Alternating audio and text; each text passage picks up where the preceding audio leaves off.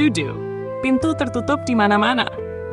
Hari-hari Dina setelah kelulusan kuliah penuh dengan semangat yang perlahan berubah menjadi kegelisahan. Ia melamar pekerjaan ke berbagai perusahaan, mengirimkan CV ke puluhan tempat.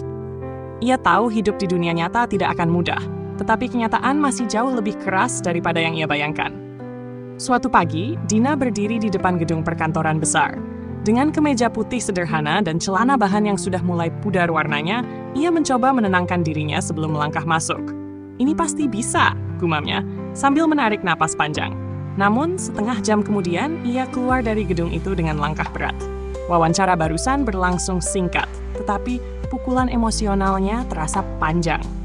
Kami mencari kandidat dengan pengalaman minimal 2 tahun, kata HR dengan nada sopan namun tegas. Meskipun nilai akademikmu luar biasa, kami tidak yakin kamu bisa langsung menghadapi pekerjaan ini.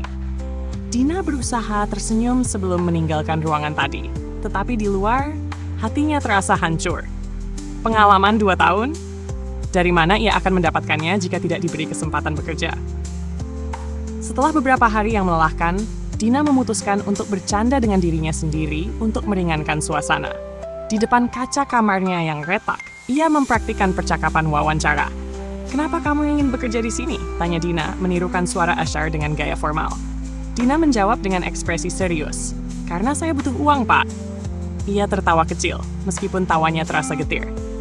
"Kalau jujur begini, malah ditendang keluar," gumamnya sambil menyeka air mata yang mulai menetes. Namun, ia tidak membiarkan kesedihan itu menguasainya. Dina menghapus air matanya dengan cepat. "Ayo, Dina! Masih banyak tempat lain yang bisa kamu coba." Di minggu berikutnya, Dina melamar ke sebuah perusahaan media kecil. Ia berharap pengalaman selama kuliah menjadi asisten penulis artikel akan membantunya kali ini. Wawancara dimulai dengan suasana yang cukup ramah. "Jadi Dina," kata pewawancara, seorang pria paruh baya bernama Pak Atedi sambil memeriksa CV-nya. "Kamu lulusan dengan predikat cum laude, itu mengesankan. Tapi," Dina menahan napas. "Kenapa tidak ada pengalaman kerja yang signifikan di sini?" tanya Pak Teddy. "Kami butuh seseorang yang sudah terbiasa dengan ritme kerja cepat." "Saya memang belum punya pengalaman kerja formal, Pak," jawab Dina dengan jujur. "Tapi saya pernah membantu dosen saya menulis artikel jurnal, dan saya juga terbiasa bekerja dengan deadline ketat." Pak Teddy mengangguk, tetapi senyumnya tampak lemah. "Itu bagus, Dina. Tapi kami butuh seseorang yang langsung bisa terjun ke lapangan. Mungkin di tempat lain, kamu akan lebih cocok." Dina mengangguk, berusaha menyembunyikan kekecewaannya. Setelah wawancara selesai, ia berjalan keluar dengan kepala tertunduk. Hari itu, Dina memutuskan untuk mampir ke warung kopi kecil di sudut jalan. Ia membeli secangkir kopi hitam dan duduk di pojokan, memandangi orang-orang yang lalu lalang. Ia merasa seperti berada di dunia yang tidak memberinya tempat. "Kenapa cemberut, Mbak?" tanya seorang pelayan muda sambil meletakkan secangkir kopi di mejanya. Dina tersenyum tipis. "Nggak apa-apa, lagi mikir aja." "Kalau dipikir terus, nggak selesai-selesai, Mbak," balas pelayan itu sambil terkekeh. "Kadang hidup itu cuma butuh dijalani, nggak usah dipikirin terlalu dalam." Dina tertawa kecil. Nasihat sederhana itu terasa lucu, tetapi entah kenapa menyentuh hatinya.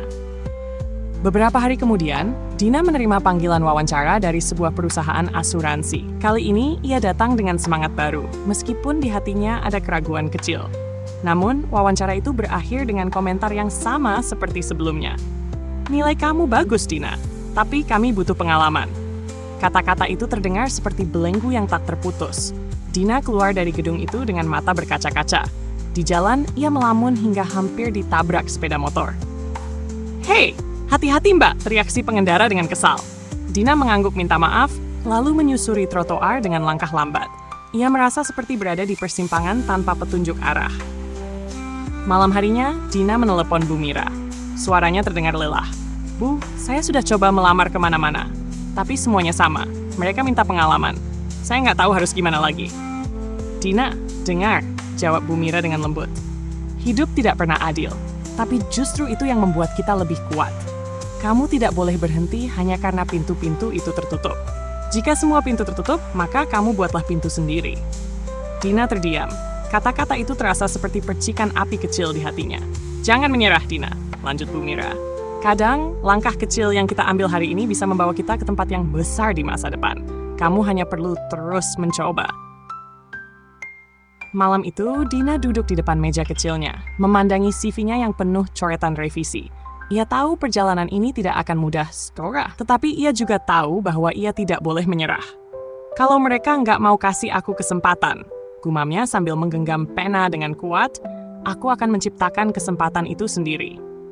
Dengan tekad yang perlahan kembali tumbuh, Dina mulai menulis rencana baru untuk melanjutkan perjuangannya. Pintu-pintu mungkin tertutup, tetapi ia tidak akan berhenti mengetuk, bahkan jika ia harus membukanya dengan tangannya sendiri.